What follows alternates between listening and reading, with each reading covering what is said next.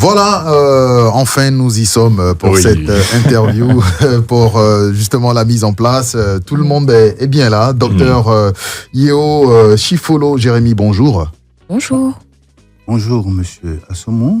Mahem, voilà, et bonjour. Jonathan. Bonjour, monsieur. Bonjour, monsieur Yann. Voilà, alors c'est vraiment un plaisir pour nous de vous recevoir. Hein. On rappelle que vous êtes arrivé à Abidjan il y a seulement quelques jours. Hein. Oui. Et donc, à Kouaba chez vous. Merci Et bien. puis, vous avez décidé de nous accorder la première interview depuis votre arrivée sur les bords de la lagune Ébrié. On rappelle que vous êtes là dans le cadre également de la participation au Salon du Livre SILA. C'est cela. Alors, on l'a dit, hein, vous êtes chirurgien, vous êtes également auteur de 2 ouvrages, donc Entre les 4 murs de l'hôpital, le dernier ouvrage, et le premier, Médecin chez les rebelles ivoiriens. Alors, docteur, quel lien percevez-vous entre la formation de chirurgien et votre passion pour la littérature? Comment c'est arrivé? Parce qu'on se dit, non, les mathématiciens, ils n'aiment pas écrire, ils n'aiment pas la littérature. Comment un chirurgien réussit justement à déjouer tous les pronostics pour devenir aujourd'hui écrivain, pour devenir auteur? Bon, je pense que ce n'est pas vraiment spécifique de moi. Tous les médecins sont des auteurs. Ça peut vous surprendre.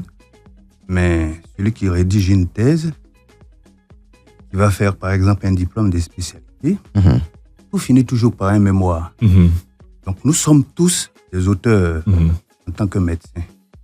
Seulement, nous écrivons dans un discours qui est un peu spécifique. Voilà. Et moi, aujourd'hui, à travers l'écriture de romans, j'essaie un peu de déclassifier la coutume selon laquelle les médecins écrivent. Justement. Ce qui fait que leurs écrits appartiennent plutôt à un cercle d'initiés. Aujourd'hui, je sors le discours médical, du domaine médical, pour le rendre prosaïque, accessible aux citoyens lambda. Parce que tout ce que nous écrivons en tant que médecins concerne nos patients. Vous voyez, ça peut être le partage d'expérience. Tout ce que nous écrivons comme article scientifique, c'est pour mieux comprendre l'homme.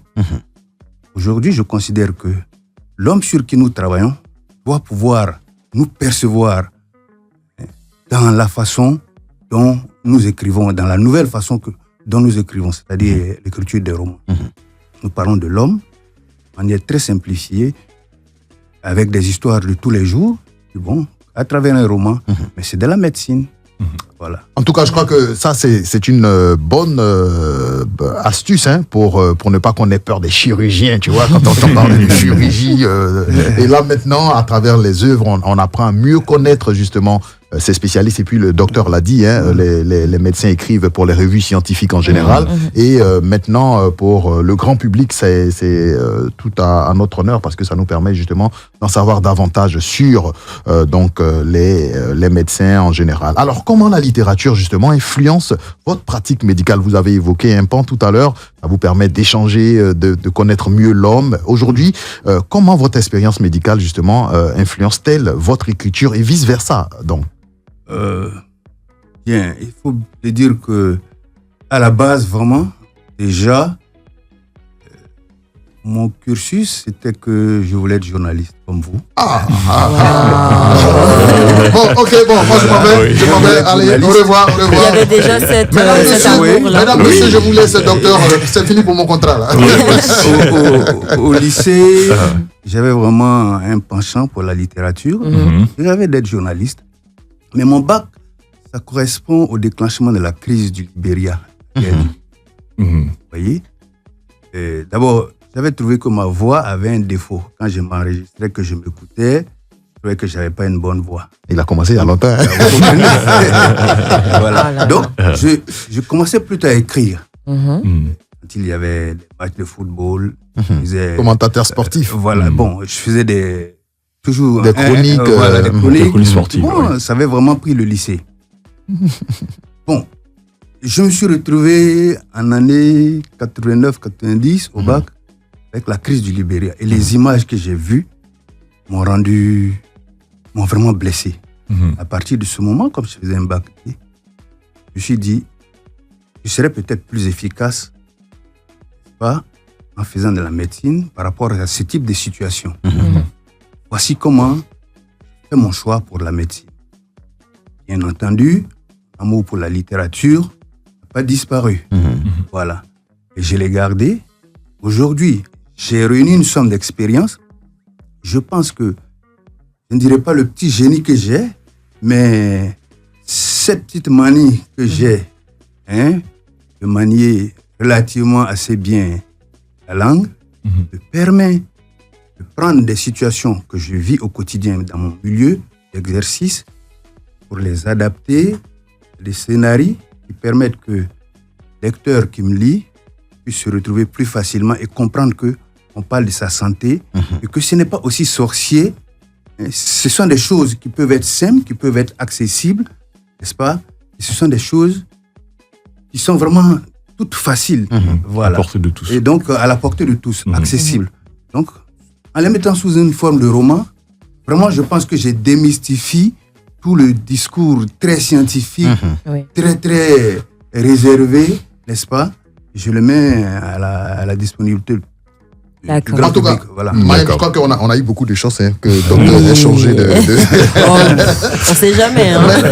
mais il n'est jamais tard. Et puis, il y a des médecins, il y a des docteurs journalistes également. C'est une spécialité. Alors, pour revenir justement à votre parcours, vous êtes médecin, on l'a dit, depuis 2001, vous avez commencé à exercer, à faire Kessédougou. Et puis, éclate la crise en Côte d'Ivoire. Et cette crise-là vous inspire votre premier roman, Médecin chez les rebelles ivoiriens. Il faut dire que j'étais jeune médecin. Je travaillais pour l'hôpital La Mission Baptiste. Dans le roman, je parle de l'hôpital évangélique de Poufiré, à Ferké. C'est un hôpital qui est tenu par des missionnaires américains. Et c'est l'hôpital de référence pour près de 300 000 habitants. La crise éclate. Les employeurs me disent que l'hôpital va fermer. Eux vont être rapatriés aux États-Unis. Je sens l'imminence d'une catastrophe sanitaire. Moi-même, j'ai une bourse pour aller reprendre mes études de spécialité. Je décide que je reste sur place pour faire face à cette crise. Il y a 3 défis. Le premier, c'est que l'hôpital est amputé du coup de sa plus bonne ressource humaine. Les bailleurs américains. Alors, comment il faut faire fonctionner cet hôpital avec cet effectif réduit et ses meilleures compétences?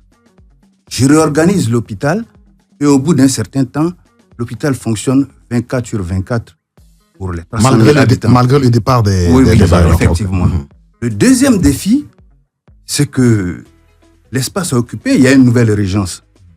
La perception de la loi, l'application de la loi s'est fait maintenant autrement. Le fusil est un peu plus présent. Alors, il faut gérer tout ce monde-là pour éviter des couacs. Bon, on ne réussit pas à les éviter à 100%, mais on arrive quand même à éteindre le maximum d'incendies. On arrive à gérer avec eux, mais difficilement. Le troisième défi, c'est que nuitamment, je reçois chez moi des soldats des forces loyalistes piégés dans la zone. Puisque quand l'attaque les a surpris, ils ne savaient plus où partir. Ils viennent nuitamment se confier à moi. Qu'est-ce que je fais? Est-ce que je les dénonce? Pour sauver ma vie, je ne crois pas qu'un médecin puisse le faire. Je ne pense pas qu'un médecin puisse livrer une vie parce que son rôle, c'est de protéger la vie. Effectivement. Tout à fait. Donc, du coup, je prends sur moi le risque de les garder chez moi pendant une bonne période. Et j'ai la complicité de quelques amis qui m'aident. Et on finit avec succès par évacuer 3 vers la zone loyaliste. Malheureusement, la 4e exfiltration ne marche pas bien. Le gendarme est reconnu à Bouaké, arrêté, menacé d'être exécuté. Et les géolieux lui disent, avant qu'on t'élimine, il faut qu'on remonte tout le réseau des complicités qui t'a permis d'être là. Vous comprenez? Oui. Des enquêtes sont engagées et elles arrivent à moi, avec mes amis qui étaient la complicité. À partir de ce moment, les ennuis sérieux commencent pour moi. Vous devenez justement un ennemi. Vous comprenez? Voilà. Et je pense que c'est une raison pour laquelle il faut lire ce livre. Oui. Parce que c'est notre histoire récente. Et je pense que si les gens lisent et connaissent notre histoire récente, nous avons une chance de ne plus la revivre. J'invite les gens à venir aussi là, prendre ce livre. C'est un livre d'histoire. Oui. D'accord. Franchement, moi j'ai envie de le dévorer tout de suite là, parce que c'est une histoire palpitante. Oui, hein. impressionnante. Une expérience de vie, le docteur qui réussit à faire fonctionner un hôpital malgré le départ des bailleurs, avec l'ambiance, la crise qui règne, et puis finalement il se fait donc identifier comme un potentiel ennemi, espion, avec donc les rebelles qui commandait justement cette zone. En tout cas, c'est ce roman donc est baptisé Médecin chez les rebelles ivoiriens, que vous retrouvez certainement donc aussi là. Maïm, une petite question pour... J'en ai deux. Déjà, merci beaucoup, docteur, d'être là, de partager votre expérience. Vous êtes la preuve qu'il ne faut pas s'enfermer dans une case. La première question, vous avez sorti un livre Entre les quatre murs de l'hôpital. Qu'est-ce que l'on peut s'attendre à retrouver dans ce livre-là? Est-ce que c'est une autre vision de votre métier ou de la manière dont on voit les professionnels de ce métier en général? Qu'est-ce qu'on doit s'attendre à retrouver dedans pour nos auditeurs? Maïm a quitté l'histoire des rebelles, elle a peur. Non, pas ça, c'est un aspect, mais ça, c'est tout aussi important, je pense. Oui. Ça, c'est la première question. Je peux dire que j'ai 24 ans de service, de pratique médicale. Voilà, parce que si je dirais même 25 ans, si j'intègre mes années de thèse, j'ai tenu des services des urgences et tout ça, en tant que chef de garde. Je peux dire que j'ai 25-26 ans. Okay? Donc, quand on a ce parcours, on a une somme d'expérience. Et on peut apporter une lecture critique sur le fonctionnement de la médecine. Le livre que vous voyez, il s'inspire un peu de ma pratique. Et il pose un certain nombre de situations. Dans mon expérience, je me suis aperçu que la perception que le patient a de la maladie peut rendre une marche difficile. Et elle peut prolonger inutilement son itinéraire thérapeutique. Si un malade vient à vous, convaincu que son mal est le fait d'un sort, vous comprenez? Oui, c'est compliqué. Quand il rentre dans votre salle de consultation, sa démarche vise à vous convaincre de la perception qu'il a de son mal. Vous voyez, l'interrogatoire est long. Vous comprenez? Donc, ça pose la perception socio-anthropologique que le patient a de la maladie.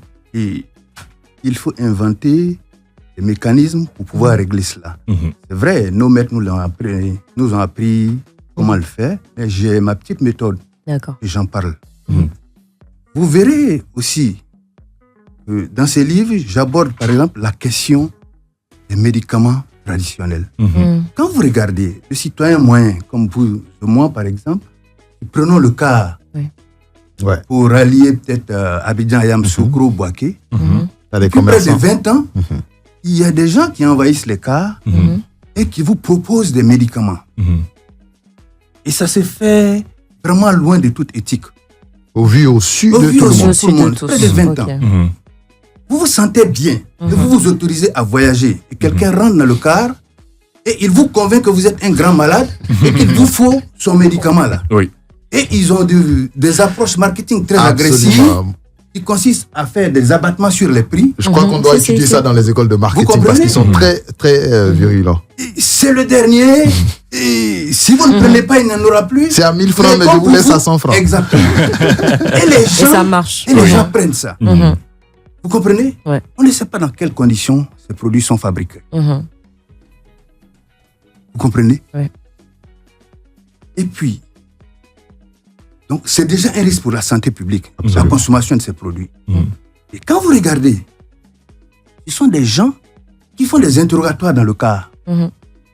Oh, ça c'est arrivé une année. Vous et moi, quand vous venez voir un médecin, c'est dans la confidentialité.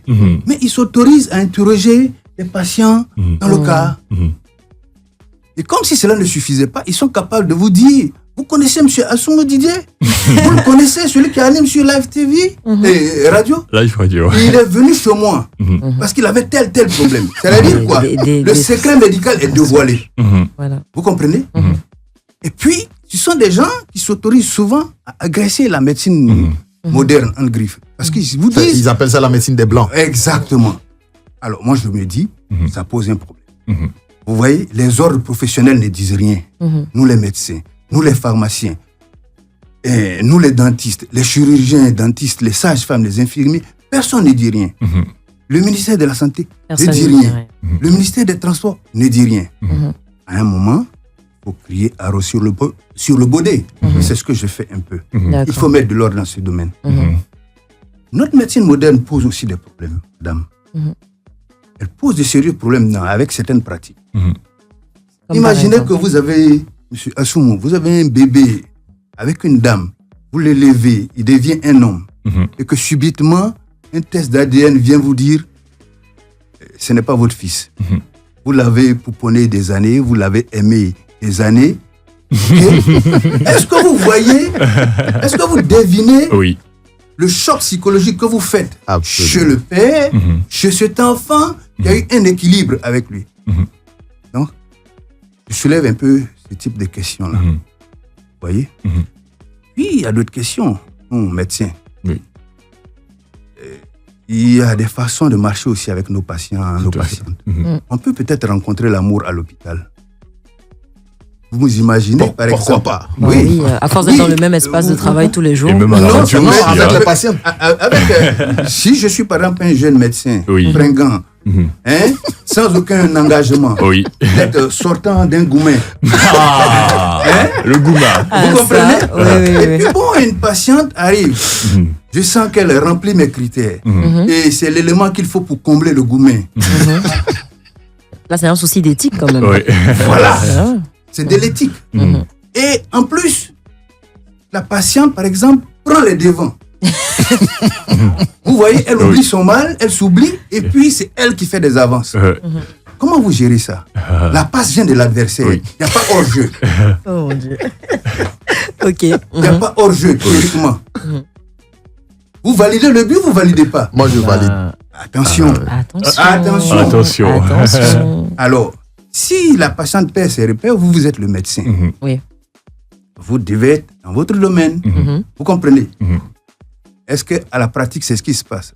Ce sont les questions que je pose. Souvent, non. Vous voyez, il y a bien des situations comme ça que je pose dans ce livre-là. Entre les quatre murs de l'hôpital, voilà, donc... le titre de cet ouvrage. En tout cas, on vous incite à aller l'acheter. On le retrouve au Salon du Livre, effectivement. Il est là-bas. Effectivement. Les deux sont au Salon du Livre. Alors, ma deuxième question, c'est quelles sont vos influences littéraires? Donc, on revient juste après la pub, les personnes ou les livres qui vous ont inspiré dans votre style d'écriture. Voilà, docteur va répondre juste après la pub. En tout cas, on vous rappelle que Yeo Chifolo Jérémy, donc médecin, chirurgien, également auteur, vous propose au Salon du Livre, donc qui s'ouvre officiellement aujourd'hui, Médecin chez les rebelles, roman préfacé par Souleymane Tessen, et également Entre les quatre murs de l'hôpital. On a parlé de tous ces phénomènes des vendeurs de médicaments ambulants, des pratiques au sein des hôpitaux. En tout cas, si vous voulez savoir donc le lien entre la littérature et la médecine, docteur Yeo Chifolo vous le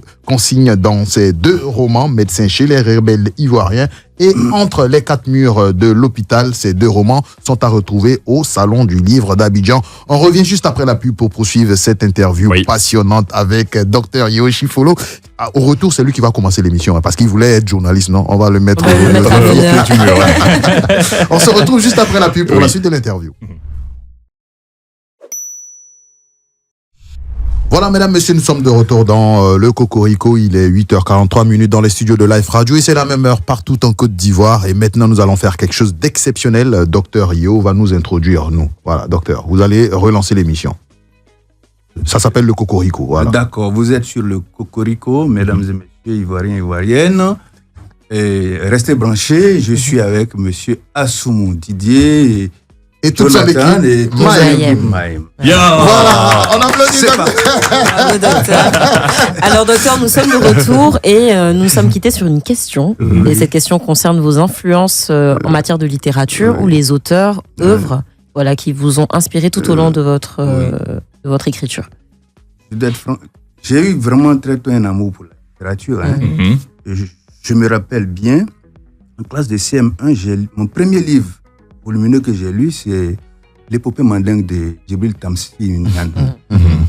Au cours d'histoire, l'instituteur nous avait parlé un peu. Et j'ai un ami qui avait ça dans la bibliothèque de son C'était gros comme ça. Mhm. Moi, je l'ai lu. Mhm. Là, il y a eu ça. Mais j'ai lu beaucoup d'auteurs ivoiriens. Mhm. Bernard Dadier. Si vous voyez, j'ai créé le personnage de Tom le paysan. Mhm. Il joue mon rôle. Je pense que j'avais le choix de faire comme Camara Lai, parler à la première personne singulier, je. J'ai préféré créer Tom le paysan comme Dadier a créé Climbier, Mhm. n'est-ce pas? Oui. Donc, je pense que Climbier et Tom le paysan, chaque fois que j'aurai écrit qu'il s'agira de moi, ce sera Tom le paysan. Voilà. Et ça, je peux vous expliquer pourquoi Tom le paysan. On pourra revenir là-dessus. Mhm. Bon, j'ai lu beaucoup les auteurs ivoiriens, Isaïe Bitton, j'aime bien le style de Venance Conan. Je pense que j'écris comme Venance Conan, je pense. Les autres peuvent en juger. Hein, mais Et c'est quoi ce style des phrases courtes Oui. Et puis, c'est simple, c'est accessible. Venance Conan est facile à lire, c'est pas compliqué. Et j'aime Camara Lai. Je pense que Camara Lai, c'est le puriste de la langue française, surtout en matière de grammaire, les conjonctions, comment on appelle ça, les concordances des temps. Camara Lai, pour moi, c'est le GOAT. Vous voyez, donc, j'ai cela, mais je ne pense pas que j'ai la puissance de Camara Lai. Non. Voilà. Donc, il y a vraiment les auteurs ivoiriens que j'ai bien aimés. Pour moi, Python aussi, Oui. j'aime bien. D'accord. Dadier, voilà. Puis un peu dehors, je dirais Camara Lai. Alors, docteur, très rapidement, à quel type de public s'adressent vos différents ouvrages? Est-ce que pour les enfants, c'est pas un peu technique? Oui, je crois que c'est pour les adultes qui comprennent. D'accord, Voilà. ok. Et même, je mets un peu de technicité.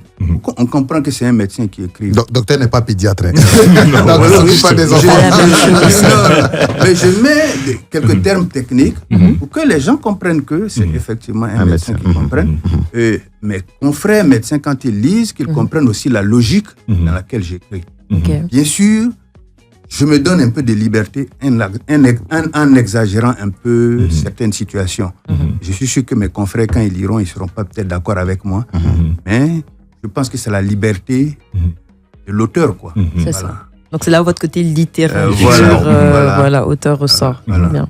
Alors, mesdames, messieurs, nous rappelons que nous sommes en compagnie de Dr Yeo Chifolo Jérémy, médecin, auteur, médecin chez Les Rebelles, son premier ouvrage qui raconte justement cette expérience inédite pendant la crise ivoirienne, le 19 septembre 2002, raconté par Dr Chifolo également, entre les quatre murs d'un hôpital qui retrace également tout le parcours d'un médecin, de la vie en société et de tous ces phénomènes liés justement à la médecine. Vous comprendrez certainement beaucoup de choses. Ces deux ouvrages sont à retrouver justement au Salon du Livre d'Abidjan qui s'ouvre officiellement donc aujourd'hui. Alors le thème de ce Salon du Livre, le livre, un pari toujours gagnant. Docteur, aujourd'hui avec les réseaux sociaux, avec Internet, avec le taux d'analphabétisme en Côte d'Ivoire par exemple qui est de 43%, est-ce qu'aujourd'hui ou sinon, comment comptez-vous contribuer justement à faire du livre un outil indispensable pour la jeunesse, pour les populations? Oui, je pense que notre génération, disons la génération nouvelle, vraiment connaît vraiment ce qu'on peut dire la crise du livre. Avec les réseaux sociaux, on est beaucoup plus sur un téléphone. Il y a de gros challenges, il y a de gros défis. Et ensemble, on doit se mettre à réfléchir. Peut-être qu'il faut envoyer le livre dans les espaces là, les terminaux, où la jeunesse se retrouve le plus souvent. Dire que les e-books par exemple. Voilà, oui, exactement, c'est ce que je veux dire. Il faut pouvoir les partager sur ces espaces-là. Il faut créer vraiment des moments où on peut rappeler à notre jeunesse l'intérêt de la lecture. C'est vraiment un challenge. Si on ne le fait pas, d'ici quelques années, les livres ne serviront plus à grand-chose. Peut-être que le format papier va disparaître, mais s'il doit exister, si nous voulons qu'il existe, il faut penser aussi à la version électronique, mais surtout trouver des astuces pour intéresser la jeunesse. Sinon, Dans un article donc signé par notre confrère Djibolisa Fela, il le dit, dans un contexte de promotion du livre, le taux d'analphabétisme est estimé à 47% et il reste encore très élevé, particulièrement parmi les femmes et les populations rurales. C'est la source du ministère de l'Éducation nationale qui le dit. Et l'état des lieux de la politique d'alphabétisation en Côte d'Ivoire est en marche, mais beaucoup reste à faire, comme vient de dire docteur. Et donc dans cet environnement-là, faire du livre un outil indispensable reste un challenge. Mais par exemple, en Europe, ceux qui ont créé la technologie sont toujours connectés, mais partout, quand vous voyez qu'un citoyen, il est toujours en train de lire quelque chose. Exactement. Et pourquoi on n'arrive pas... Voilà, aujourd'hui, on prend comme argument qu'on est connecté, mais ceux même qui ont créé ces outils-là sont toujours attachés au livre. Absolument. Vous êtes dans les avions, je ne sais pas si vous l'avez remarqué, nous, les Africains, on est sur nos instruments. On regarde des films. Les Caucasiens, ils ont toujours un livre. Le savoir se trouve dans le livre. Ça choque, oui. Ça choque. Donc, ces éléments-là, informatiques-là, c'est un petit poison qu'on a jeté dans la mare en Afrique. Il faut vraiment revenir, si c'est possible, au livre. Je ne sais pas, mais ceux qui sont les spécialistes doivent vraiment engendrer une réflexion là-dessus, engager la réflexion. Ça, c'est à l'échelle de la Côte d'Ivoire qu'il va falloir voir qu'est-ce qu'il faut faire, parce qu'il y a des nuances aussi là-dedans, en disant que beaucoup d'Ivoiriens ne lisent pas. C'est pas totalement la vérité. Il y a beaucoup d'Ivoiriens, même que ce soit dans l'avion, dans le bus, qui ont des livres, mais c'est une partie très ciblée de notre population qui a un désintérêt total pour la littérature, l'instruction à travers les livres. Même ceux qui sont présents sur les e-books et les réseaux sociaux, il y a ce qu'on appelle les book talks. C'est des clubs littéraires qui sont en ligne, sur TikTok, sur Instagram, même en dehors, dans la réalité qui se crée, mais qui ne sont pas forcément accessibles à cette couche de la population-là. Donc, il y a des initiatives, mais on n'en est pas encore effectivement à ce point-là pour le moment. Même parlant de mon expérience, par exemple, pour aimer la littérature, il y a un déclic. Moi, ça a commencé avec Les Bouts de bois de Sambène Ousmane. Dès que j'ai fini de lire ce bouquin, c'était la passion pour la littérature. J'ai pas pu m'arrêter. C'était un défi, le bouquin est quand même volumineux.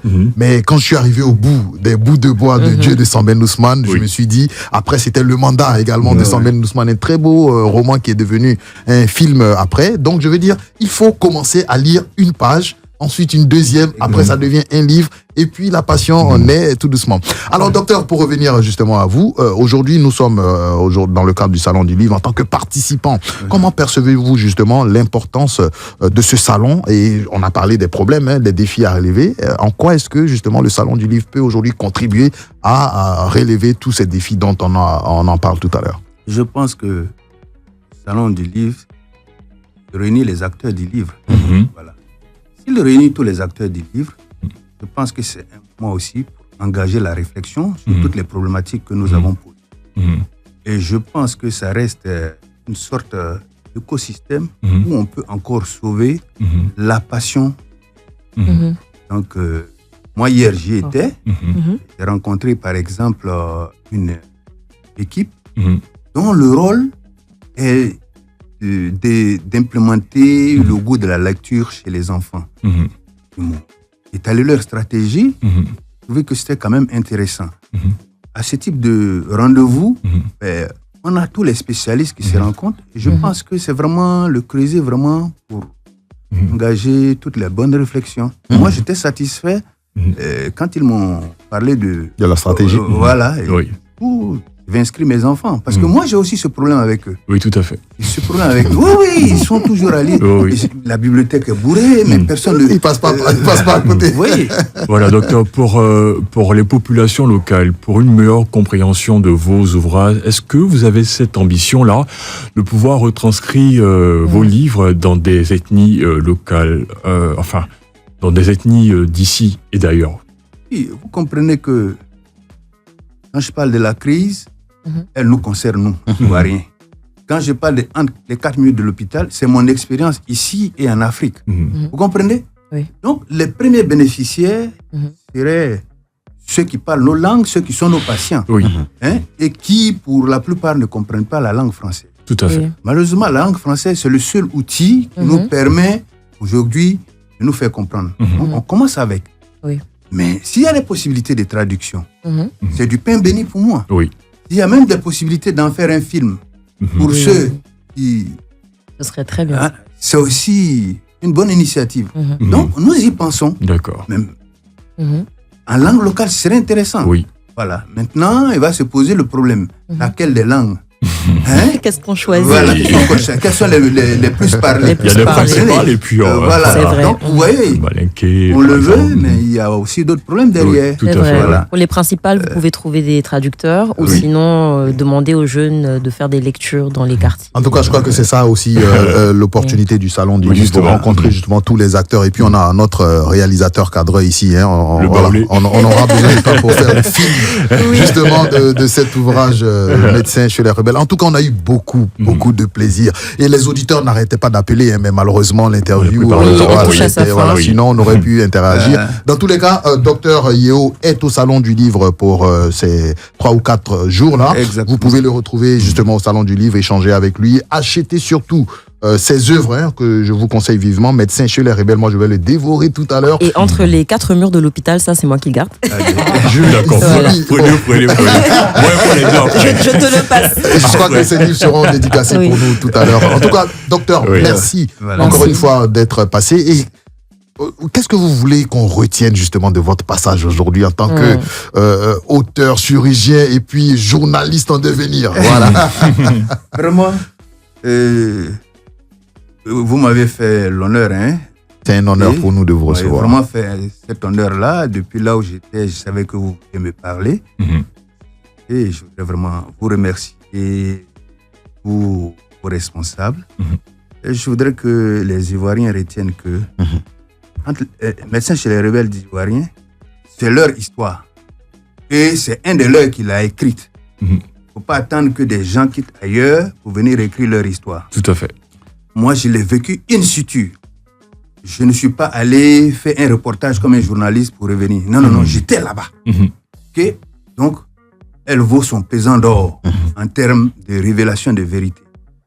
Mais ce n'est pas pour réveiller des plaies. C'est pour demain. Il faut comprendre L'avenir, le passé voilà. pour préparer Voilà. l'avenir. Je pense que ceux qui sont les historiens pourront tirer des éléments pour vraiment écrire notre histoire de manière scientifique. Mhm. C'est tout. Entre les 4 murs de l'hôpital, c'est un livre de santé publique, Mhm. de médecine préventive, ok, d'anthropologie médicale, d'éthique et de déontologie médicale. Ces problèmes sont posés de manière romancée, Mhm. donc facile à comprendre. Ça intéresse les médecins, Mhm. ça intéresse les infirmiers, les élèves, médecins, sages-femmes, infirmiers et tout le monde. Ça intéresse le citoyen lambda, parce que c'est de lui qu'on parle là-dedans. Mhm. Ils aillent prendre ces livres. Je souhaite qu'on retienne ça. Mesdames, Voilà. messieurs, je pense qu'on va retenir la même chose que docteur Yeo Chifolo Jérémy, médecin chez les rebelles ivoiriens entre les 4 murs de l'hôpital que Maëm a déjà gardé pour elle. En tout cas, nous vous invitons à retrouver ces ouvrages donc au salon du livre d'Abidjan. Docteur également sera là, vous pouvez échanger avec lui pour suivre cette interview qui malheureusement va s'arrêter ici pour le moment. On espère qu'on se retrouve très bientôt pour évoquer d'autres sujets aussi intéressants avec docteur Chifolo Jérémy qui nous propose donc ces 2 ouvrages que vous retrouvez au salon du livre d'Abidjan. Docteur, merci encore une fois. Voilà. Vraiment, merci. On se retrouve là-bas. Alors, on salue encore une fois notre très cher ami qui a permis cette mise en relation, Bekou Anissé de la FAO également. C'était un grand fan de Docteur Chifolo. Il m'a dit, il faut que vous receviez Docteur Chifolo pour parler à... Il avait déjà échangé avec lui, il savait vraiment la teneur. On a eu beaucoup de plaisir. Merci encore une fois à notre ami Bekrou. Et puis Djigbo Lisa qui revient de Divo où il était donc pour les 1 an du décès de son géniteur, encore une fois à Yako. Et puis du courage, notre très cher confrère. Pour la suite, mesdames, messieurs, c'est ici que nous allons mettre un point final à cette émission. On se retrouve demain 6h, 9h, 9h, si Oui. Dieu le veut. D'ici là, que Dieu nous garde et on se retrouve tout de suite au Salon du Livre pour aller soutenir encore une fois Docteur Yeo Chifolo avec ses 2 ouvrages. À demain. À demain.